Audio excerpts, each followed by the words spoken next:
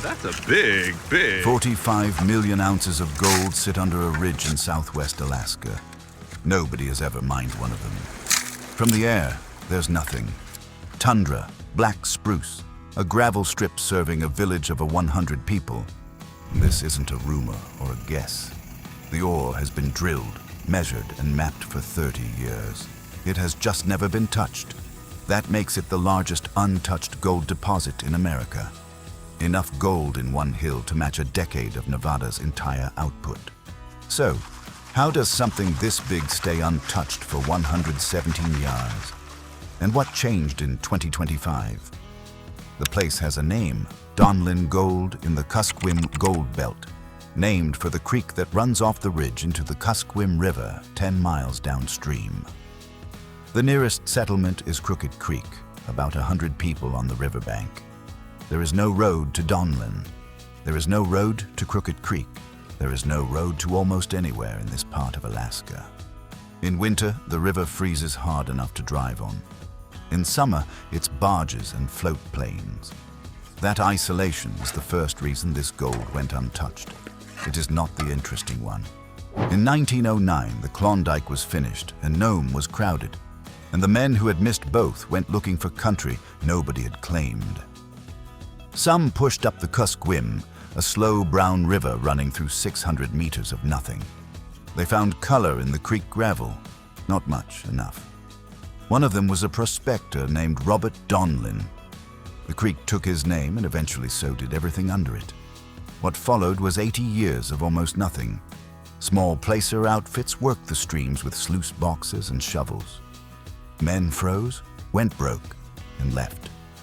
They were right that the creeks were poor, but every flake they pulled out of Don Creek had washed down off the ridge above them. The source was 2 miles away and 400 feet up. Nobody walked uphill. To understand why, go back 70 million years. Magma pushed up into the Kuskokwim stack of mudstone and sandstone and stopped before it reached the surface. No volcano, no eruption, just sheets of molten rock, forcing between layers of sediment like grout into cracked tile. The heat drove superheated water through the fractures. That water carried dissolved gold. As it cooled, it dropped its cargo. That's how the gold got there. It doesn't explain how 80 years of experienced miners walked across it. For that, you need to see what Donlin Gold looks like. It took until the late 1980s for anyone to do the obvious thing. The logic wasn't complicated. Gold in a creek means gold in the rock uphill. The first principle of prospecting, sitting unused since before the First World War. A crew working for a company called West Gold walked the drainages, mapped the ridge, and pulled soil samples off the high ground. The samples came back hot. Not spectacular. Persistent anomaly after anomaly across an area far too large to be an accident. So they brought in a drill. Picture what that takes. Rig, rods, fuel, food, crew. All of it by barge up 200 meters of river, then overland to a ridge with no road. The season is short. A single hole costs real money. And when the first core came up, it looked like nothing. Gray-black rock, a few pale veinlets, dull metallic specks any prospector would call fool's gold. They boxed it and shipped it for assay. Anyway, the numbers came back saying the gray rock was loaded. Donlin Gold is what the industry calls refractory. The particles aren't nuggets or veins or visible specks. They're a few microns across, smaller than a red blood cell, locked inside crystals of arsenopyrite and pyrite. Fool's gold with real gold trapped in the lattice. You could pan the richest ore at Donlin and get nothing. Crush it, wash it, run it over a table, still nothing. There's no free gold to shake loose. Getting it out takes an autoclave, a pressurized vessel that cooks the ore until the sulfide crystals break open. That technology didn't exist commercially until the 1980s. The gold wasn't hidden by the wilderness. It was hidden inside the rock. So, let's actually go there. Stand on the ridge, and there is no mine. No head frame, no pit, no conveyor, a gravel pad, modular buildings, fuel drums, and a drill rig that runs the short season and shuts down when the weather turns. The only thing on site that looks like evidence is the core shed. Inside it, in wooden boxes stacked to the ceiling, is the deposit itself. Hundreds of thousands of feet of rock pulled up in 1.5-inch cylinders. Lift out a single meter of the good stuff and you're holding several $1,000s of gold. It looks like a dirty gray fence post. That is what America's largest untouched gold deposit looks like from the inside, and it's the whole problem in one image. Placer Dome took over the drilling. Novagold bought into the project in 2001, and in January of 2006, Barrick, the largest gold mining company on Earth, acquired Placer Dome for $10.4 billion and inherited Donlin along with it. Over the next 2 decades, the estimate climbed. Hundreds of thousands of ounces, then millions, then tens of millions. Nothing came out of the ground. Here's where it stands.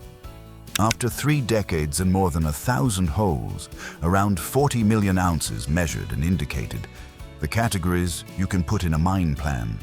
Several million more inferred on top. Now, the number mining people care about. Grade, how much gold sits in each ton of rock, runs about 2.2 grams per ton. The average open-pit gold mine on Earth works closer to 1. Every truckload of Donlin ore is worth roughly double a truckload from a typical competitor. The plan built around that is enormous. A pit more than 1,600 feet deep and over 2 miles long, more than 1 million ounces a year, a projected mine life of 27 years. A child born on opening day would finish college before it ran out. From its first gold bar, Donlin would rank among the largest gold mines on the planet. Now, if you know mining, you're about to raise an objection. Isn't Pebble bigger? Yes, on one number. Pebble, also in southwest Alaska, holds around 71 million ounces of gold in the same measured and indicated categories. On paper, it beats Donlin outright, except Pebble runs about 0.34 grams per ton, roughly 1/6 of Donlin's grade. Pebble is a copper deposit, an enormous one, and the gold is a passenger scattered so thin nobody would mine that rock for gold alone.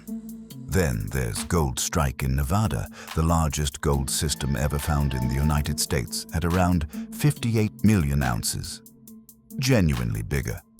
But Gold Strike has been running since 1987 and has already produced more than 40 million of those ounces.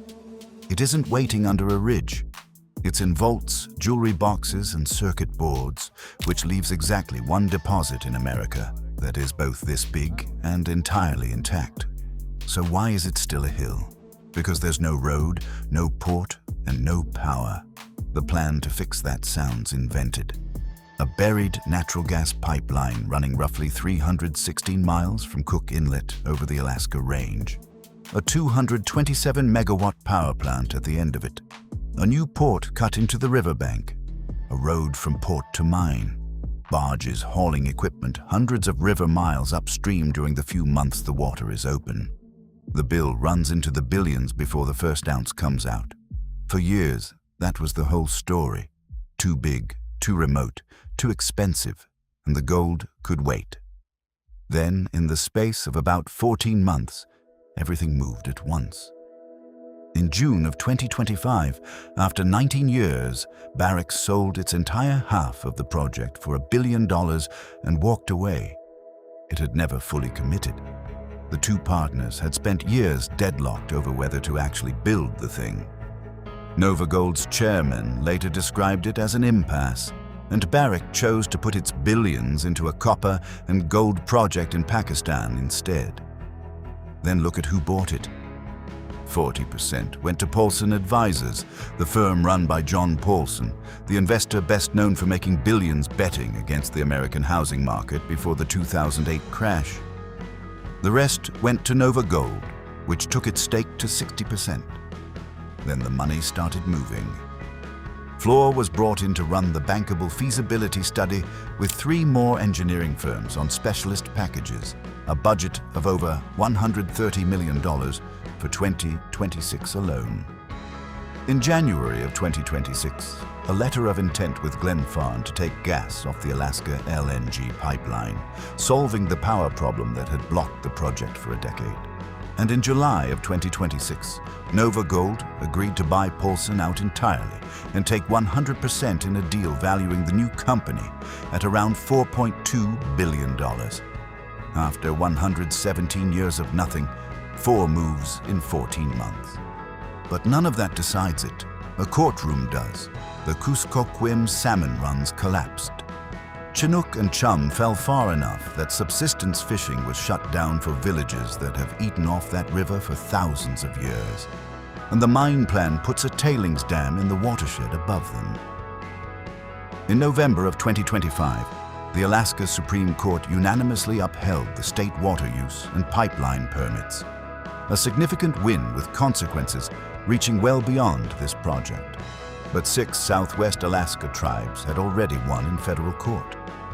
In January of 2026, the Army Corps began a court-ordered supplemental environmental study, specifically examining a larger tailings spill, after which federal agencies decide whether to reaffirm, modify, or rescind the permits outright.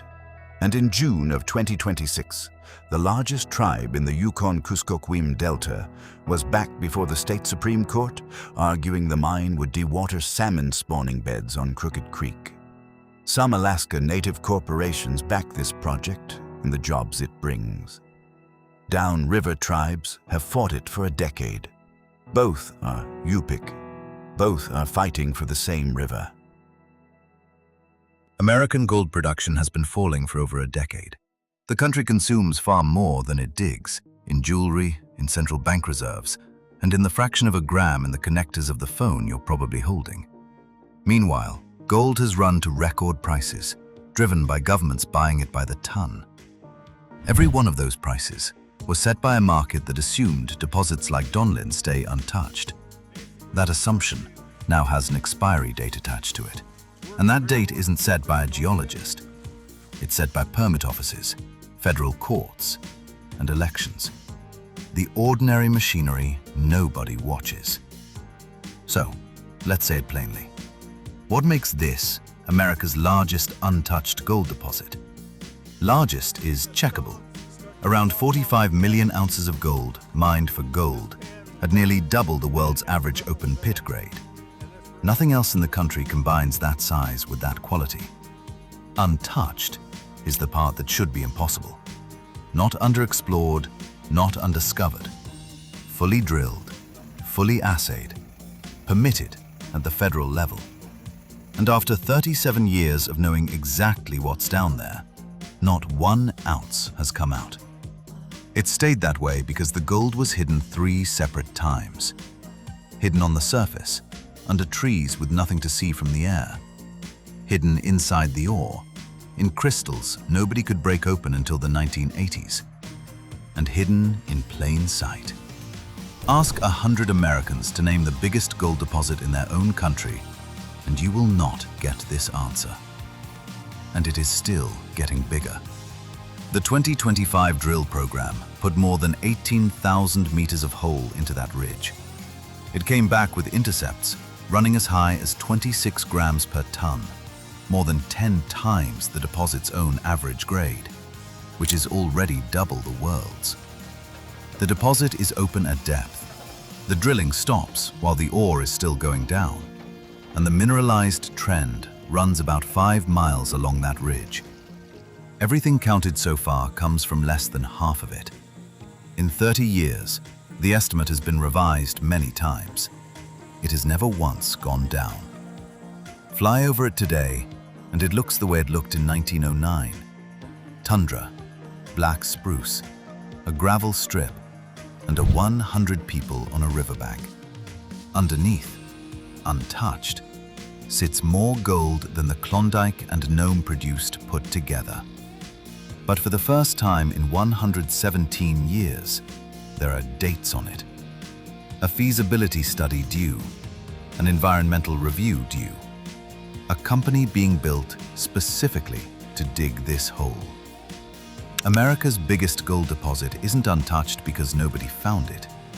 It's untouched because finding something and taking it turned out to be two completely different problems. The first one was solved 37 years ago. The second one is being solved right now. The things that have been sitting under our feet the whole time, waiting for someone to walk uphill and ask the right question. If that's your kind of story, subscribe.